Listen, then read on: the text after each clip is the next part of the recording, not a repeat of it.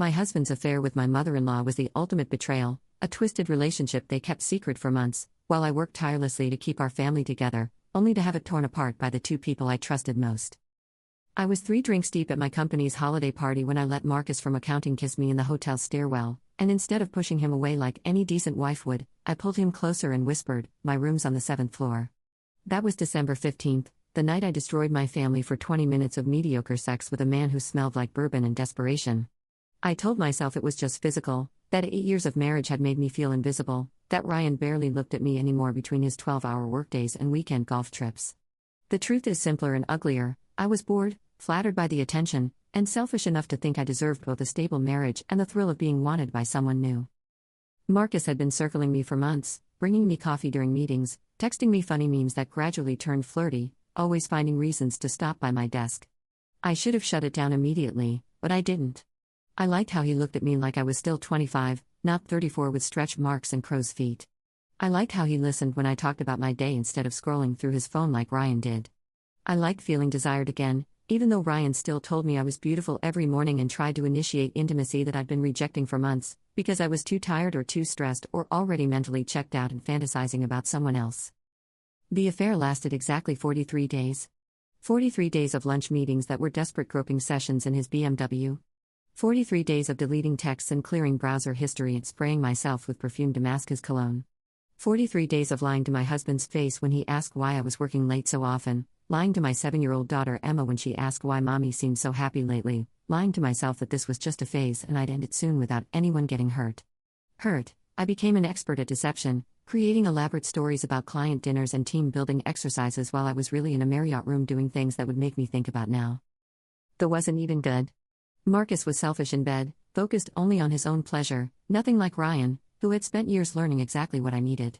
But it wasn't about that.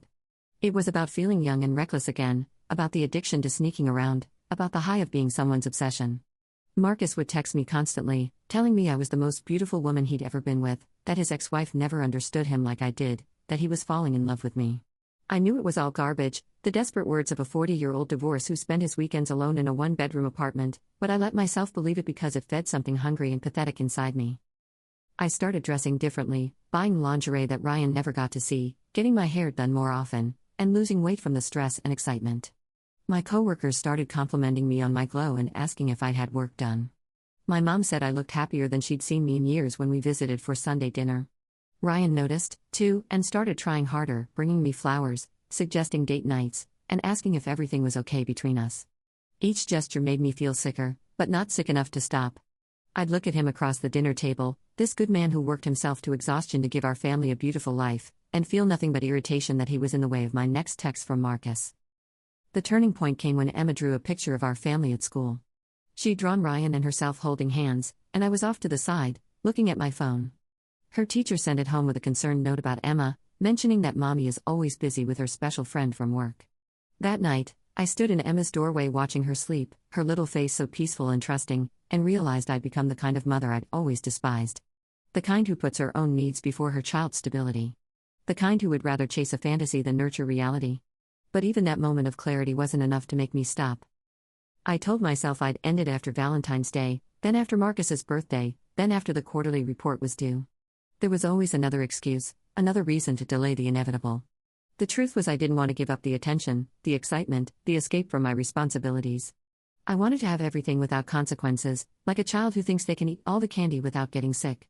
I started to resent Ryan for existing, for being in the way of this fantasy life I was building in my heart, where maybe Marcus and I could be together for real, even though I knew deep down I'd never leave my marriage for a man who cheated with married women. Then January 27th happened. Ryan came home early from a cancelled meeting and found me in our bed with Marcus. Not even in a hotel like a decent cheater would arrange, but in our bed, in the sheets we'd picked out together at Pottery Barn, under the wedding photo hanging on our wall.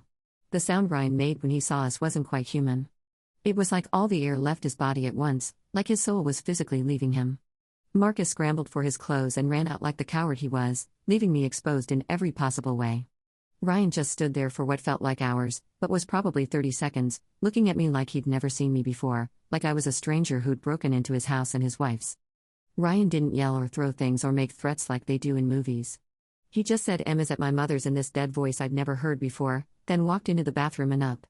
I could hear him in there, retching and sobbing, and I just sat on the bed wrapped in a sheet that smelled like another man's cologne, paralyzed by the magnitude of what I'd done. When he came out, his face was gray and his hands were shaking. He looked at me and said, "I need you to leave. Pack a bag and go. We'll figure out Emma later." The way he said figure out Emma like she was a logistical problem to solve instead of our daughter made me realize I'd broken something that could never be repaired. I went to my sister Kate's house, showing up at her door sobbing so hard I couldn't breathe. She took one look at me and knew. "You cheated on Ryan," she said, not a question but a statement, like she'd been waiting for this moment. That's when I learned everyone had suspected something. My mom, my sister, and my best friend Sarah, they'd all noticed the changes in me and feared the worst. Kate let me in, but the disgust on her face was clear. "How could you do this to him? To Emma? He's the best thing that ever happened to you." I had no defense because she was right. Ryan had loved me through my father's, through postpartum depression, through my career struggles. He'd been my anchor, and I'd repaid him by destroying everything. The next morning, I had 37 missed calls from various family members. Ryan had told everyone not to be vindictive, but because he needed support and refused to lie for me. My phone became a nightmare of text messages ranging from disappointment to pure rage. His mother, who treated me like a daughter for 8 years, sent a single message, "I hope he was worth it." My mother called crying, asking where she'd gone wrong raising me. My dad's sister, the one who'd warned me at my wedding not to take Ryan for granted, sent a long message about how my father would be spinning in his grave. Each message felt like another knife, but I deserved every single one. Marcus vanished like smoke. He blocked my number, avoided me at work, and put in for a transfer to the Seattle office within a week. So much for being in love with me. When I confronted him in the parking garage, desperate for some explanation or closure, he laughed. "Come on, you didn't think this was serious, did you? You're married. I'm not looking to be anyone's second husband and raise another man's kid." That's when I understood I destroyed my life for someone who saw me as nothing more than an easy conquest, a bored housewife looking for excitement. I'd been nothing but a game to him, and I'd lost everything playing it. Ryan filed for divorce immediately. Not a trial separation, not counseling, just straight to divorce. His lawyer was one of his golf buddies, and the papers were brutal but fair. He wasn't trying to destroy me financially, just extract me from his life as efficiently as possible. He asked for primary custody of Emma with supervised visitation for me until I could prove stability. The supervised visitation killed me. The idea that I needed supervision to see my daughter, that I'd become a potential threat to her well-being, was almost too much to bear. But how could I argue? I'd brought a stranger into her home, into her parents' bed. I'd made myself unsafe. The first time I saw Emma after everything exploded was at a McDonald's with a court-appointed supervisor watching us. She wouldn't look at me directly, just played with her Happy Meal toys and gave one-word answers to my questions. Finally, she asked in this tiny voice, "Why did you make Daddy cry?" I heard him crying in his room, and he never cries. How do you explain adultery to a 7-year-old? How do you tell your daughter that Mommy broke the family because she was selfish and weak? I told her Mommy made a big mistake in Daddy's feelings, and she said, "Like when I lied about breaking the lamp?" I said yes, exactly like that, but much worse, and she thought about it before saying, "So you're in really big trouble." The supervisor snorted, and I wanted to be right there in that sticky booth. Work became unbearable. Everyone knew what had happened because Marcus had bragged to a few people before everything exploded, and office gossip travels at light speed. I went from being a respected senior analyst to being the cautionary tale whispered about at the coffee machine. Female coworkers who'd been friends stopped inviting me to lunches, scared I might go after their husbands next.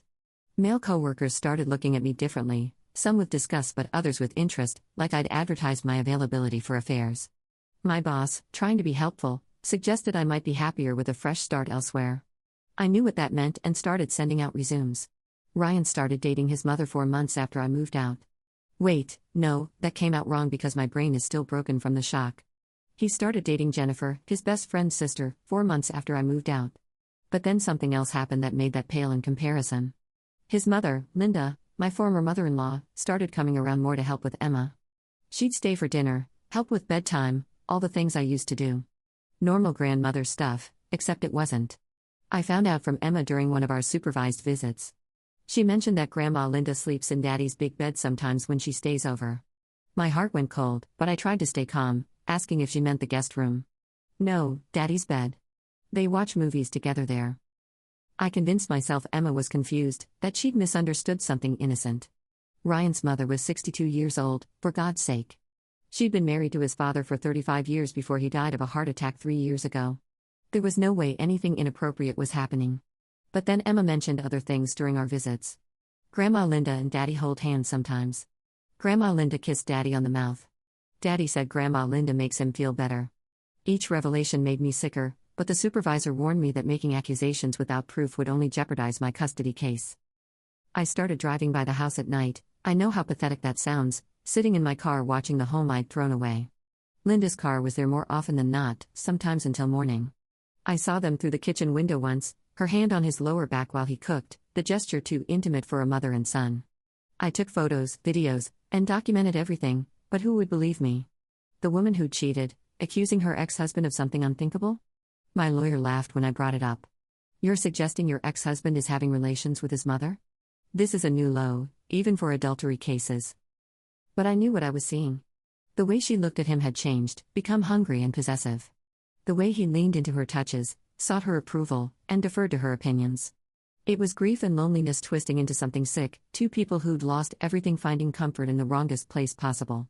I tried to tell Kate, but she said I was having a breakdown, that I was inventing drama to deflect from my guilt. You're the one who is another man in Ryan's bed, she reminded me. Now you want to accuse him of? Get therapy. The truth came out at Emma's 8th birthday party. I was allowed to attend for 2 hours, supervised, of course. Linda was there playing hostess in my house, using my kitchen, serving cake on my plates. She was wearing my apron, the one with World's Best Mom that Emma had given me. When Ryan went to light the candles, she stood behind him, pressed against his back, and whispered something in his ear that made him smile and turn to kiss her cheek, but she turned her face at the last second and caught his lips with hers.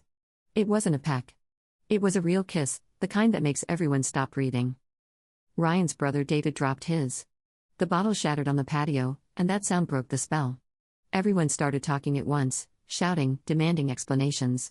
Linda tried to play it off as a mistake, but Ryan, my cowardly ex-husband who couldn't even confront me properly about my affair, stood up and announced that he and Linda had found love in their shared grief and were exploring a relationship. His mother. He was his other and dared to frame it like some Nicholas Sparks novel. David climbed up my rose bushes and left immediately. Ryan's sister screamed that they were both sick and needed help. Parents grabbed their children and fled like the house were contaminated. Emma stood there in her party dress, tears streaming down her face, chocolate cake forgotten. Is Grandma Linda going to be my new mommy? She asked in the smallest voice I'd ever heard. That's when I realized this wasn't just about Ryan and Linda's descent into madness. This was about my daughter growing up thinking this was normal, that families could be reshuffled and reconfigured in any sick way adults wanted. I grabbed her and ran. Supervisor B got her in my car and drove while calling my lawyer, demanding emergency custody. For once, my cheating worked in my favor. The judge was so horrified by Ryan's relationship with his mother that I granted temporary full custody while psychological evaluations were ordered. But the damage to Emma was done. She started having nightmares, wetting the bed and asking questions no 8-year-old should ask. If Grandma is Daddy's girlfriend, does that make her not my grandma anymore? Why did Daddy pick Grandma instead of getting a normal girlfriend? Did I do something wrong to make everyone act weird? Therapy twice a week couldn't undo what she'd seen and heard. She stopped eating, stopped playing with friends, and started pulling out her hair. My beautiful, bright daughter became a shadow because the adults in her life couldn't keep their sick desires in check. The scandal destroyed everyone it touched. Ryan lost his job when someone sent the birthday party video to his company's HR department. Linda was expelled from her church, her book club, and every social circle she'd cultivated over 6 decades. They moved in together officially, 2 pariahs clinging to each other while the rest of the world recoiled in horror. David told him off completely, as did Ryan's sister. The extended family split into camps, those who blamed me for starting the chain of events that led to this, and those who said nothing could excuse what Ryan and Linda had done. But everyone agreed on one thing: Emma was the real victim. I got what I thought I wanted: full custody, the house, and even alimony since Ryan couldn't work anymore. But it was all ashes. Emma looked at me with hollow eyes, knowing I was the one who'd started the dominoes falling. My daughter, who once ran to me with every scrape and worry, now barely spoke to me beyond necessity. She did her homework, ate her meals, and went to bed, all like a tiny robot going through the motions. Her therapist said she was processing trauma through dissociation and might never fully trust adults again. I'd wanted excitement, passion, to feel alive again. Instead, I'd created a dead family where everyone was breathing but no one was living. The last time I saw Ryan was at the custody hearing where he signed away his parental rights. He looked like a corpse, thin and gray, holding Linda's hand like it was the only thing keeping him upright. When the judge asked if he understood what he was giving up, He said yes in a voice I didn't recognize. As we left the courthouse, he stopped me and said, "You did this. You opened the door to destroying our family, and we all walked through it." Linda added, "At least our love is real, not some cheap office fling."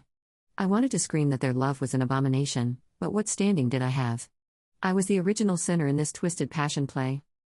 Now I sit in the house I once shared with a loving husband, watching my broken daughter pretend to do homework while staring at nothing. Marcus is in Seattle with a new girlfriend, probably cheating on her, too. Ryan and Linda are living in some sick fantasy in a condo across tow from family gatherings and normal society. And me? I'm the woman who cheated on her husband for 43 days of meaningless and somehow triggered a chain reaction that ended with him in bed with his other.